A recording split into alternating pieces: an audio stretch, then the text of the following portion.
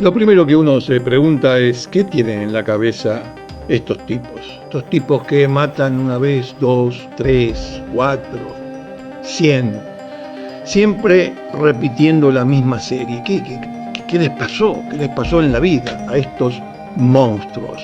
En esta segunda temporada de historias en Border Periodismo vamos a hablar de monstruos, asesinos en serie, gente que no tiene límite de ninguna especie. Monstruos.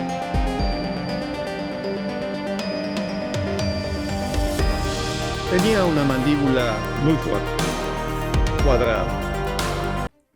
Se había quedado sin pelo. En su momento tuvo pelo rizado y castaño oscuro. Usaba un bigote, después ya no.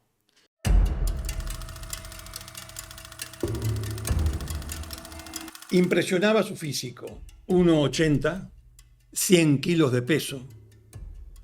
En uno de sus antebrazos tenía tatuado un águila con la cara de un chino y un ancla. Y en el otro antebrazo tenía tatuado solamente un ancla. Pero el pecho impresionaba. En el pecho tenía el tatuaje de un águila con las alas extendidas. Debajo de una de las alas se había tatuado la palabra libertad. Y debajo de la otra ala se había tatuado la palabra justicia.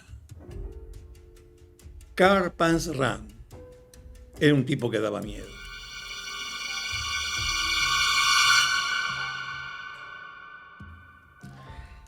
Por eso fue todo un acontecimiento en la prisión militar cuando lo colgaron. Porque la historia empieza en el final, empieza por el final. Panzram era llamado por la prensa de los Estados Unidos, porque allí ocurre, de hecho lo cuelgan en la prisión militar de Leavenworth, una prisión militar, el 5 de agosto del año 30. ¿Por qué? Bueno, era una persona que nunca conoció el placer, la felicidad, jamás. Jamás.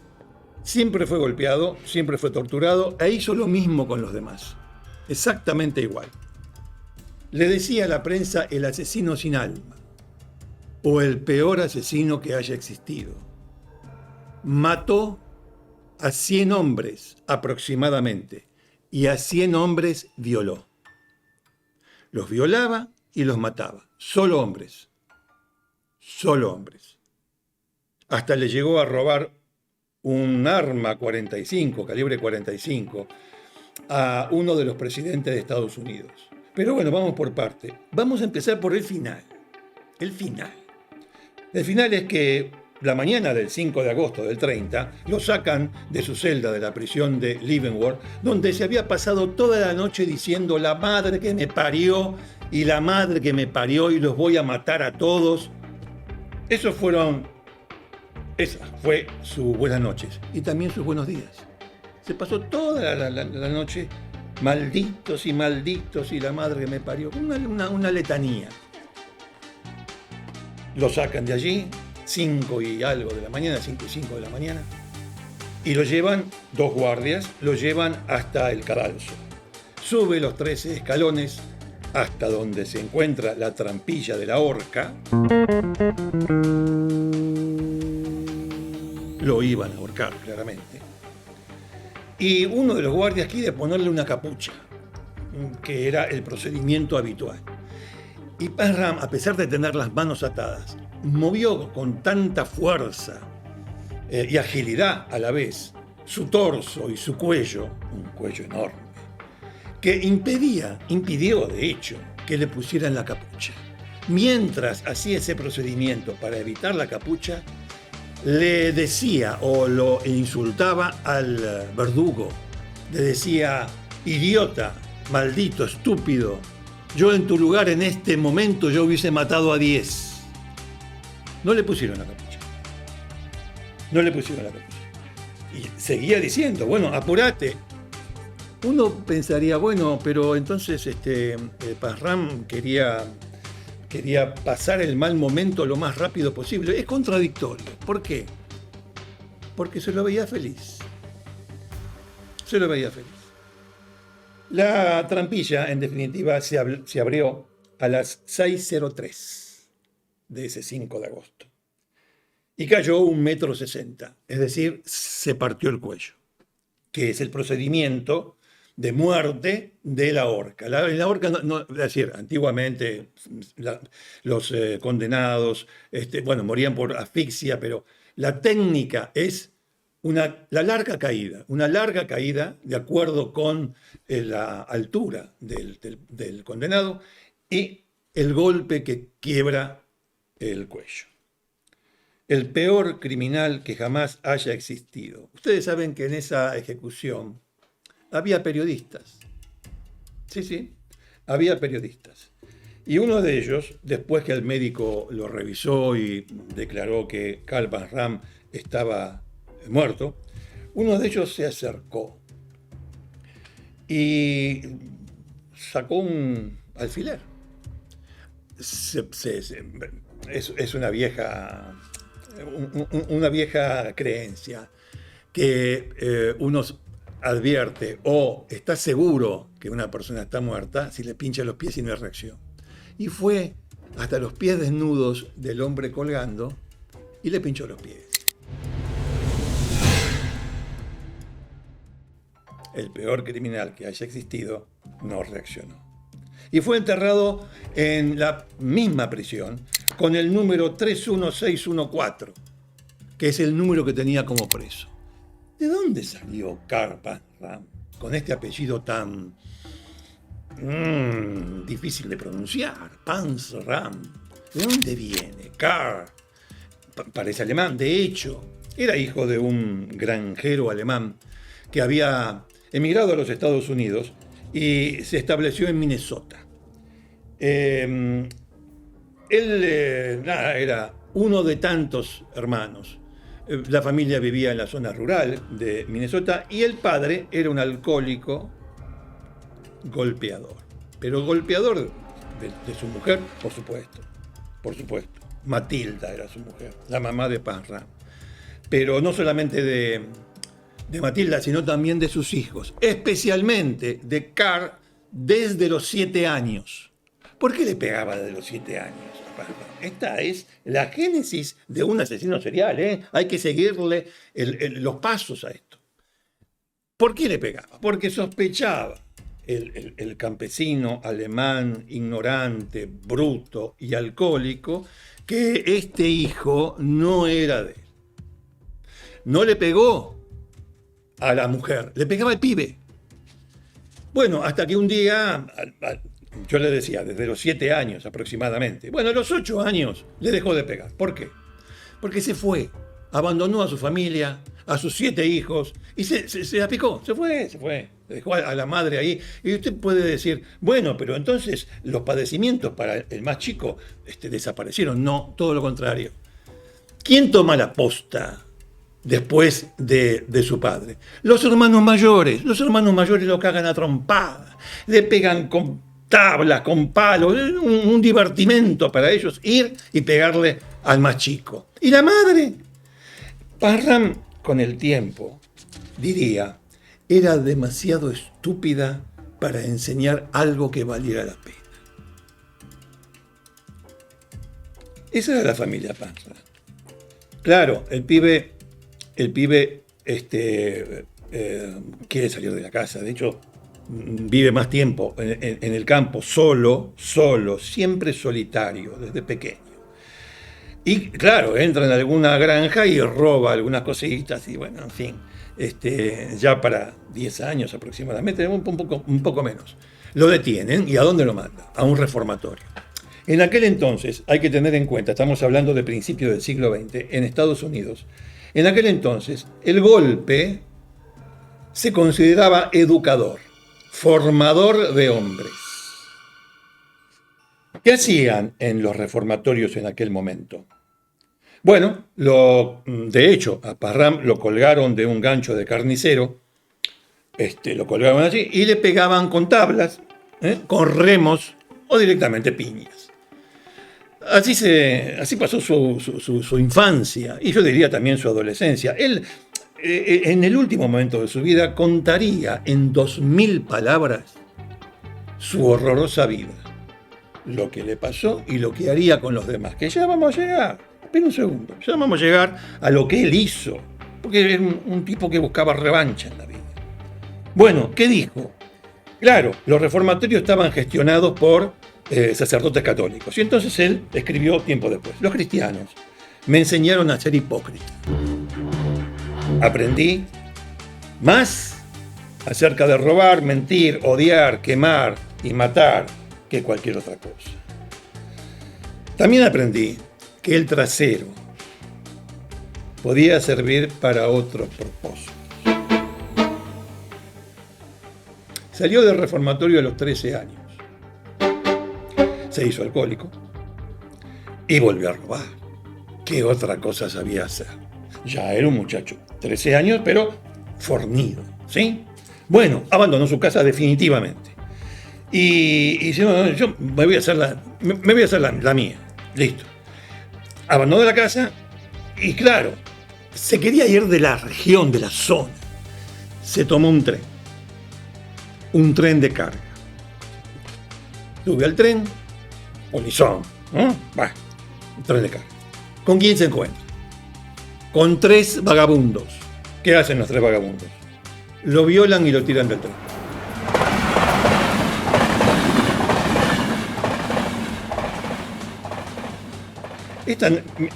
Quiero que quede claro una cosa. Esta es la historia de un monstruo que tiene esta formación. No es para compadecerse, es para ver lo que el sistema hacía con este tipo de chicos, de familia destruidas, podríamos decir. Pero sigamos, porque en definitiva, Parrán se tomaría venganza de todo esto. ¿Con quién? Con el público, con la gente. Bueno, lo tiran del tren, el tipo, ¿cómo puede? Va a robar a una casa, que esto, que lo otro. Cae de vuelta en un reformatorio, en otro reformatorio, ¿no? Claro está, siempre en la zona de Minnesota. Y lo mismo, con una diferencia. Ya tenía 13, 14 años, ¿no es cierto?, cuando lo detienen por segunda vez. En esta ocasión, él mata a un guardia. ¿Cómo? A palazos. Pero también lo descubren y también le pegan a él, porque esto era así. La recuperación de las personas que caen en el delito en aquel entonces, y mucho tiempo duró, en los Estados Unidos, en el mundo occidental, era esta. Bueno, muy bien. En el año 1907, tenía 14 años Parrán, estaba en una taberna, en una cantina, totalmente borracho y sin saber qué hacer de nada. Y entonces se le ocurrió, porque había un milico por ahí, un soldado, ¿no? Y dice: me voy a meter en el ejército. Y se alista en el ejército, que lo toma con 14 años. Bueno, muy bien. No obedecía ninguna orden, iba a las guardias borracho y robó ropa del almacén. ¿Para qué? Lo agarraron. A ver, no era una mente brillante, no era un hombre que planifica, no, era una bestia. ¿Sí? Bueno, lo detuvieron enseguida. Los milicos lo detuvieron. Los milicos fueron muy sencillos con Parrán. Fue sencillo en el sentido del procedimiento, era muy... Le dieron 3 años de prisión con trabajo forzado. 3 años de prisión con trabajo forzado. Y lo expulsaron del ejército. Pero, momento, tenés que pagar los 3 años de prisión con trabajo forzado. Lo mandaron, y ahí conoció por primera vez a la prisión de Leavenworth, que es una prisión militar, en Kansas. Lo mandaron ahí. ¿Qué hacen? Tenía 14 años, ¿no? Bueno, y una condena a 3 de trabajo forzado. Durante 12 horas, si no más, le ataban o le enganchaban a su tobillo una bola de 25 kilos. Y lo llevaban, junto con otros, a una cantera. ¿Qué tenía que hacer durante 12 horas o más? Picar piedra.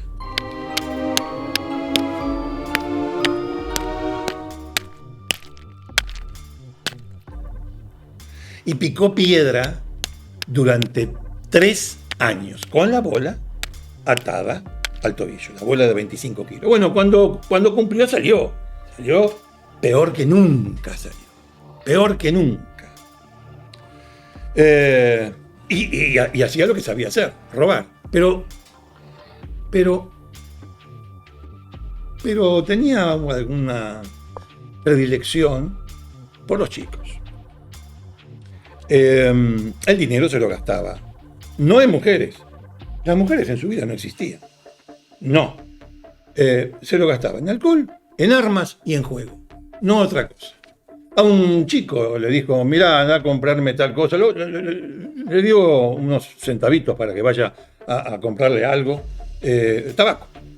Y cuando volvió, lo llevó hasta una esquina sin luz, digamos así, no en un descampado, en la calle. Pero a la noche lo llevó ahí, lo violó y le rompió la cabeza con una piedra. Nene de 8 años. Bueno, en este asunto, porque ya se habrán dado cuenta que Parham andaba por diferentes estados. O lo llevaban, porque lo detenían, lo llevaban a la prisión, o él mismo iba por... Y ya tenía varios nombres, varios alias. Eso sí, se puso varios alias. Para el año 20 estaba en Connecticut y resulta ser que ve una casa en su plan diario de beber, jugar, comprar armas, disparar, matar a alguno. Bueno, ve una casa aristocrática. Dice, no, está para mí. Está para mí. Entra y resulta ser que se encuentra con lo siguiente. Sí, era de un aristócrata. De George Taft. George Taft había sido el secretario de guerra que había firmado la baja con deshonor o el despido del ejército de Parham cuando lo habían condenado, que le conté recién, le habían condenado a 3 años de trabajo forzado, bueno, por robar la ropa en el depósito. Bueno, el que firmó definitivamente la salida de Parham con deshonor del ejército fue Taft. Taft, desde el año hasta el año 13, perdón, fue presidente de los Estados Unidos. En una palabra, Parham le robó a aquel que lo echó del ejército y además que había sido, porque ya no lo era en el año 20, había sido presidente de los Estados Unidos. ¿Pero qué le robó? Le robó plata, le robó joyas y le robó un revólver calibre 45. Con ese revólver calibre 45 y con esas joyas, bueno, obviamente las joyas las vendió y eran muy valiosas porque le dieron $3.000 de aquel entonces. Mucha plata. ¿Qué hizo? Se compró un barco. Y se convirtió en pirata de los ríos. Si él sabía robar, no sabía hacer otra cosa. Se convirtió en pirata de los ríos. Bueno, lo primero no, pero digo, él salió a robar, pero se la tenía que bancar solo. Entonces, ¿qué se le ocurrió? Contrató a 4 marineros de la Armada de Estados Unidos para que le den una mano. Le den una mano en el transporte. Es decir, una mentira.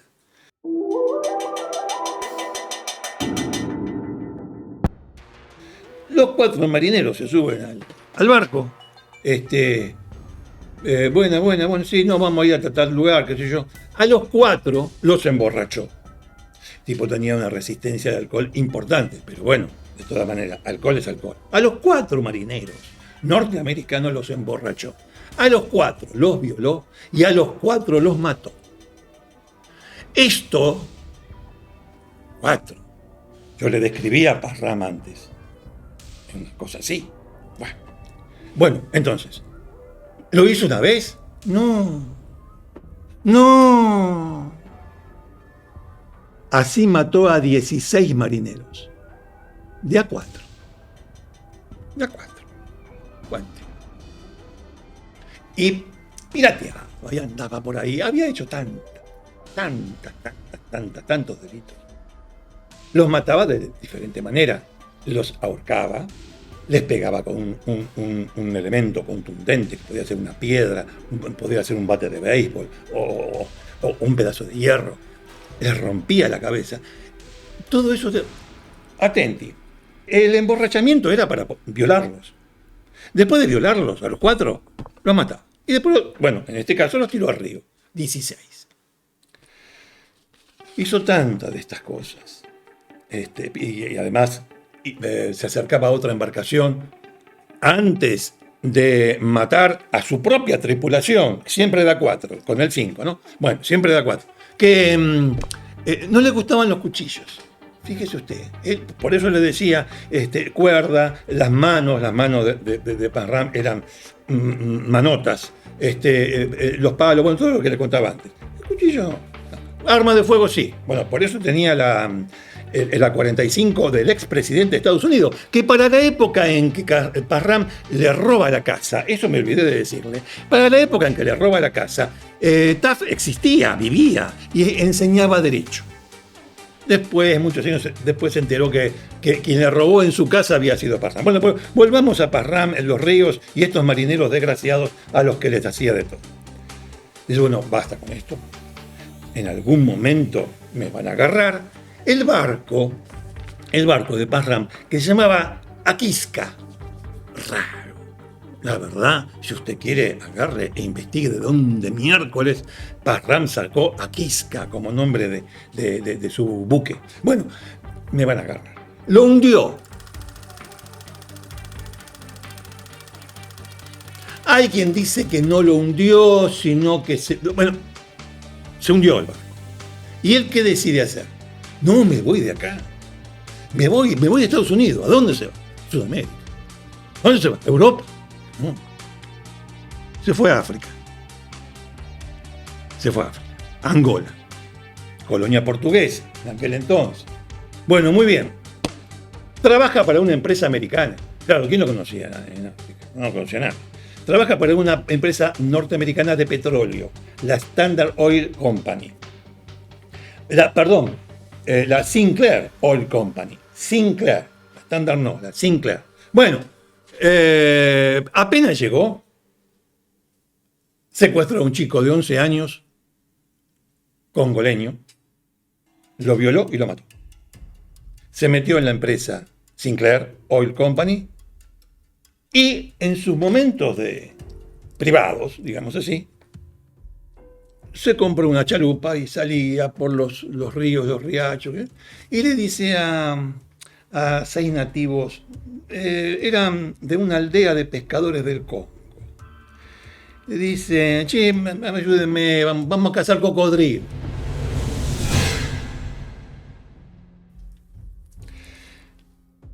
Seis. Lo mismo que hizo con los marineros norteamericanos, con los 16, hizo con estos nativos del Congo. Los emborrachó, los violó y los mató. ¿De qué manera? Los estranguló uno por uno y los iba tirando al río.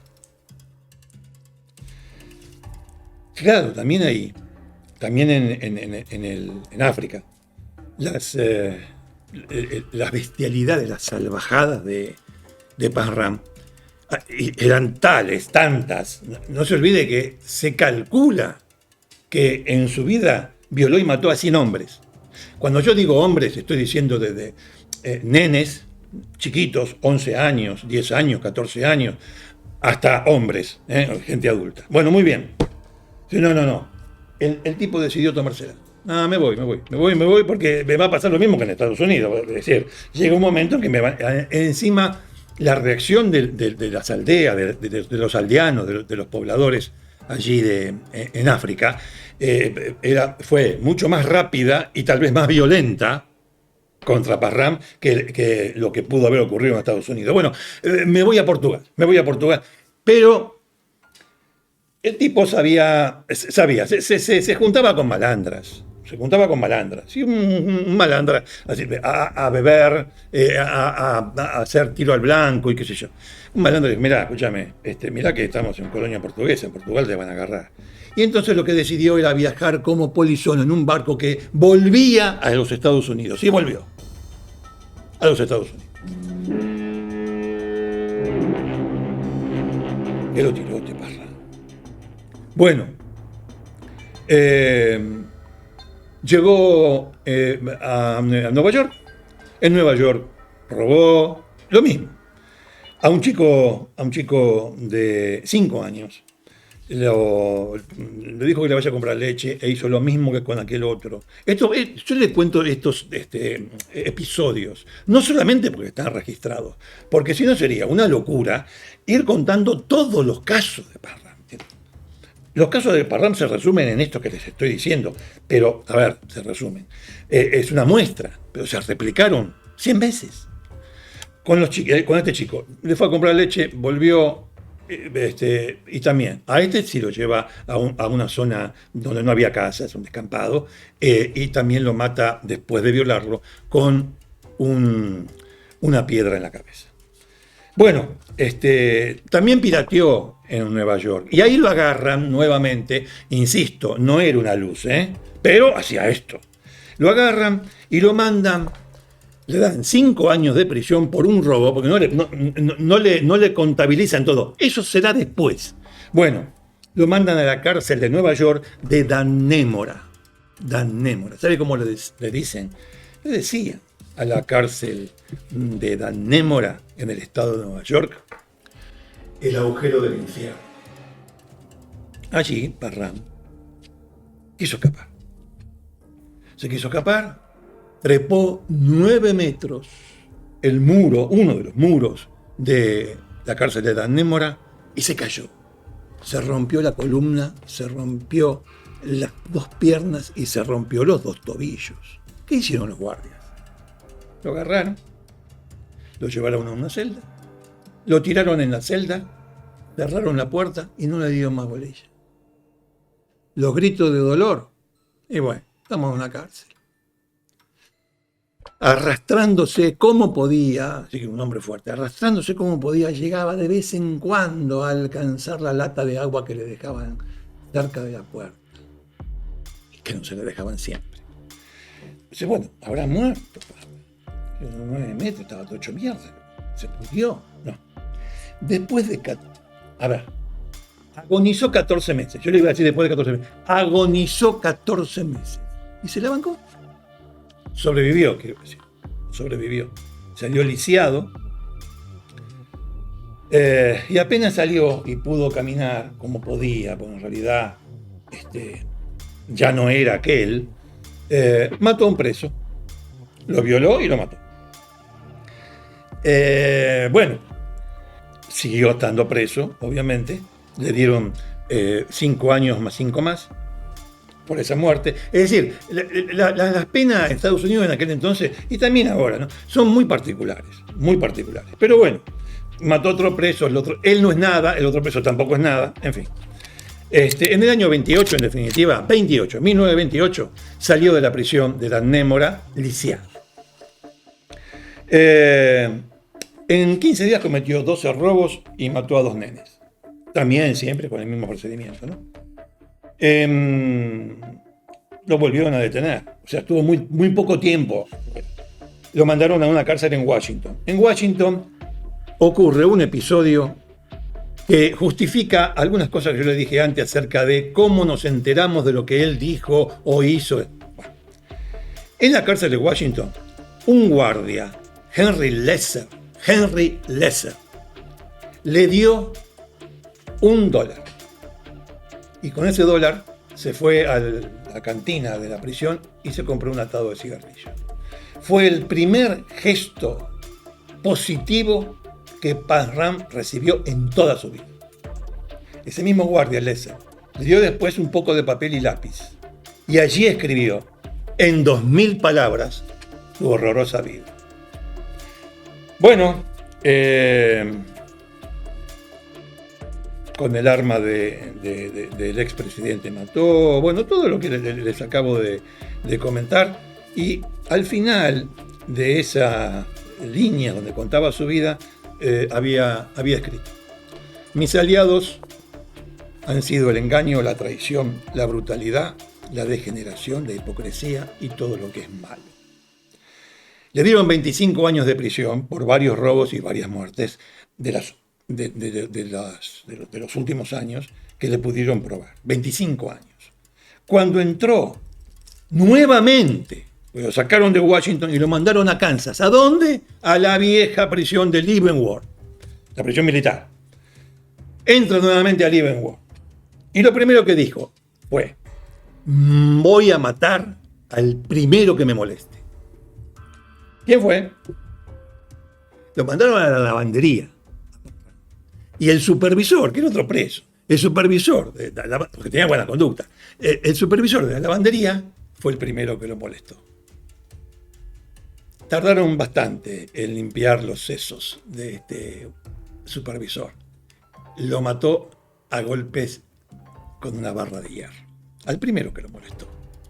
Una vez que terminó, se fue hasta su celda. No trabajó, ¿no? Se fue hasta su celda. Se sentó en el cucheta y esperó. Hasta el 5 de agosto del año 30. Cuando lo colgaron. Tenía apenas 39 años. Y este fue el primer episodio de Monstruos, Asesinos Seriales.